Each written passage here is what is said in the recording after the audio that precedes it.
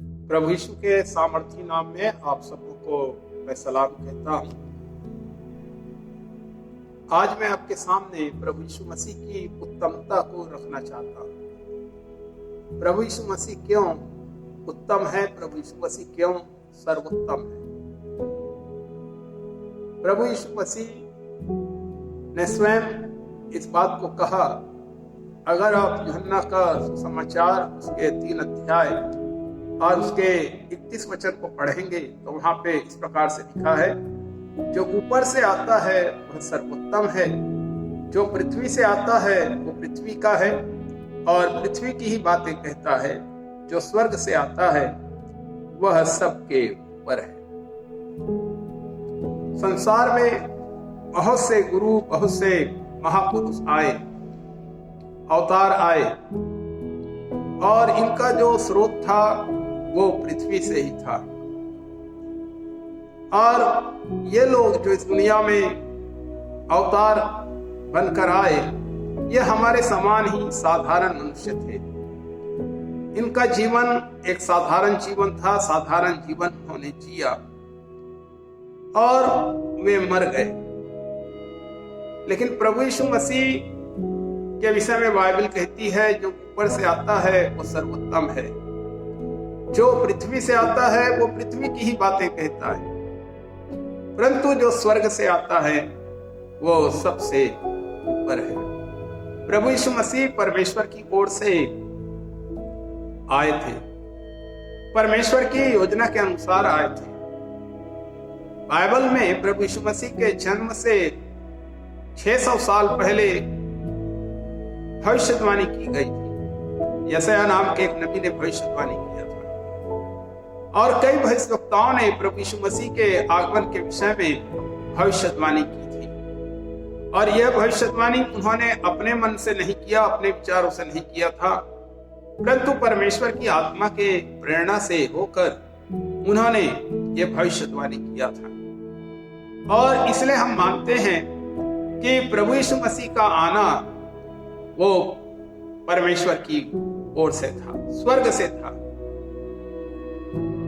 संसार में किसी भी महापुरुष ने यह दावा नहीं किया कि मैं स्वर्ग से आया हूं या परमेश्वर ने उसे भेजा है। लेकिन प्रभु यीशु मसीह ने कई जगह यह दावा किया, जैसे यूहन्ना 8 अध्याय और उसका 42 पद और यूहन्ना 4 अध्याय उसका 34 पद, यूहन्ना 9 अध्याय 4 पद, 6 अध्याय 28 पद, यूहन्ना का ही 7 अध्याय 28 पद, 8 का 29 पद, 8 का 26 और 10 अध्याय का 36 पद। इनको आप जरूर निकाल के नया नियम में से यूहन्ना रचित सुसमाचार में आप देख सकते हैं।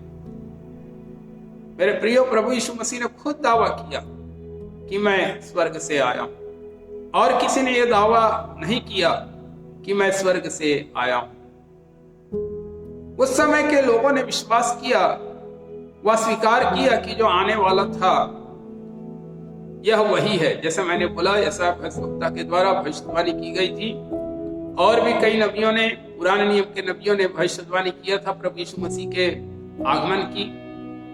और उस समय जब प्रभु यीशु मसीह इस दुनिया में आए, सबसे पहली बात तो उसके जन्म के समय हम देखते हैं इस बात को कि जब एक जो तारा है प्रभु यीशु मसीह के आने का सूचना दे रहा था, तो पूर्व देश से ज्योतिषी, चलो कोई तो बालक पैदा हुआ है, जो राजा है, जो महान बालक पैदा हुआ है, चलो हम उसके दर्शन करने चलेंगे।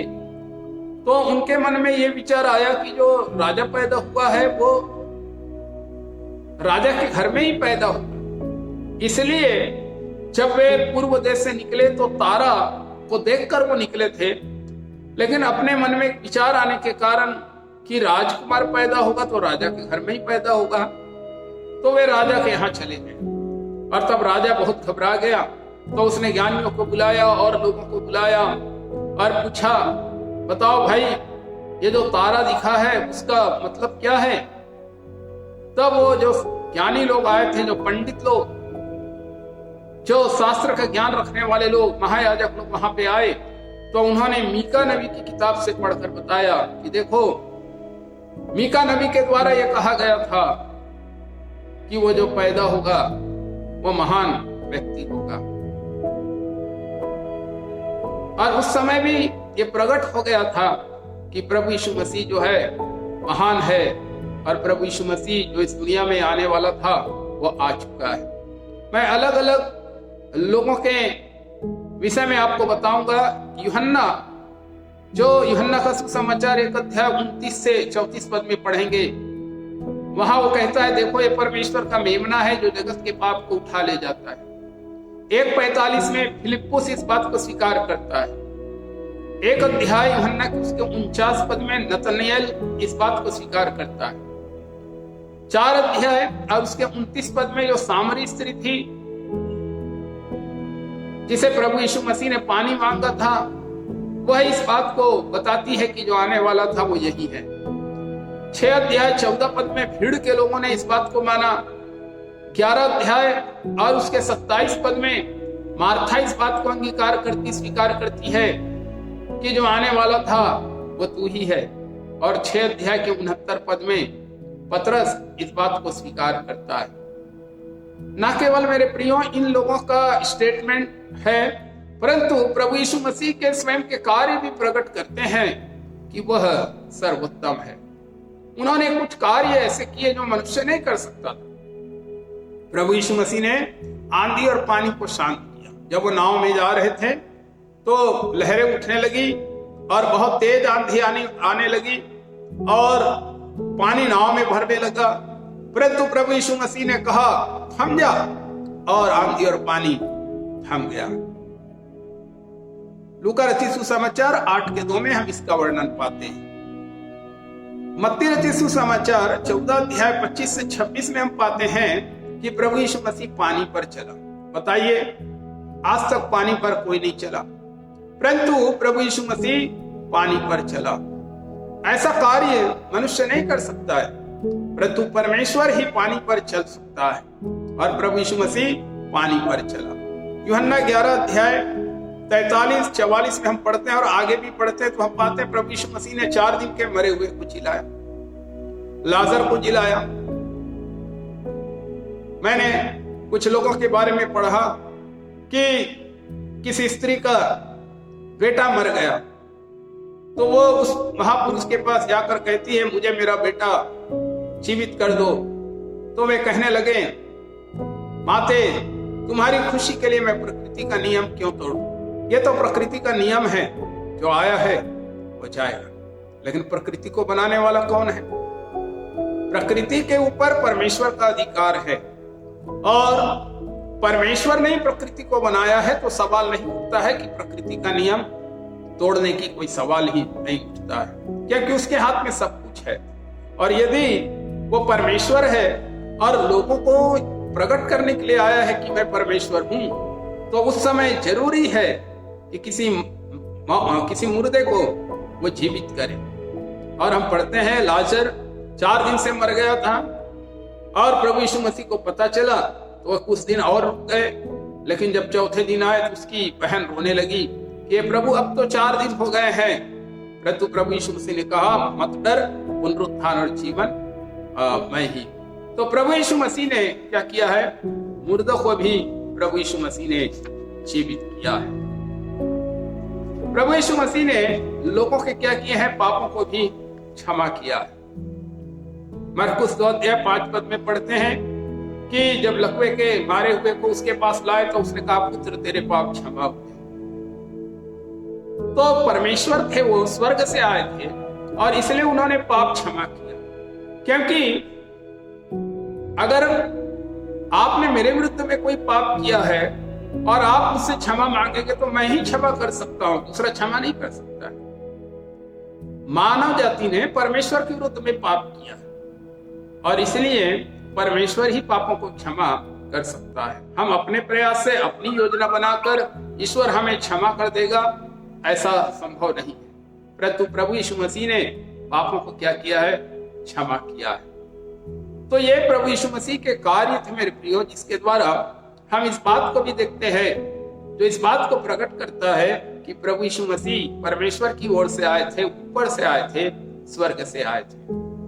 अंतिम बात मैं आपके सामने रखना चाहता हूं कि प्रभु यीशु मसीह के संसार में आने का उद्देश्य अनोखा था, जो यह प्रकट करता है कि वो सबके ऊपर है।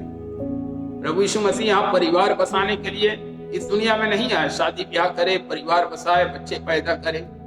उनका जो आने का जो उद्देश्य था वो अनोखा था। मैं कुछ बातों को वचन से आपके सामने रखना चाहता हूँ। पहली बात है जो प्रभु यीशु मसीह ने यूहन्ना 3 अध्याय और उसके 17 पद में कहा है कि परमेश्वर का पुत्र इसलिए प्रकट नहीं हुआ कि संसार पर दंड की आज्ञा दे, परंतु इसलिए प्रकट हुआ कि वो संसार के लोगों को बचाए, उनका उद्धार करे। जगत का उद्धार करने के लिए वह इस दुनिया में आया। और इसलिए इब्रानियों की किताब 7 अध्याय और 25 पद में भी ये लिखा हुआ है कि इसीलिए जो कोई यीशु मसीह के द्वारा परमेश्वर के पास आते हैं, परमेश्वर उनका पूरा पूरा उद्धार कर सकता है। प्रभु यीशु मसीह पापियों को बचाने के लिए उन पर आया, उन पर दंड की आज्ञा देने के लिए नहीं आया, क्योंकि यदि परमेश्वर पापियों को दंड दे तो सबने पाप किया है और कोई भी मनुष्य इस संसार में नहीं बच पाएगा। दूसरी बात है, यूहन्ना 1 अध्याय 18 पद में प्रभु यीशु मसीह ने कहा कि परमेश्वर को किसी ने कभी नहीं देखा, एकलौता पुत्र जो पिता की गोद में है उसी ने परमेश्वर को प्रकट किया है। जब हम प्रभु यीशु मसीह के जीवन को देखते हैं तो उनके अंदर परमेश्वर का स्वभाव था।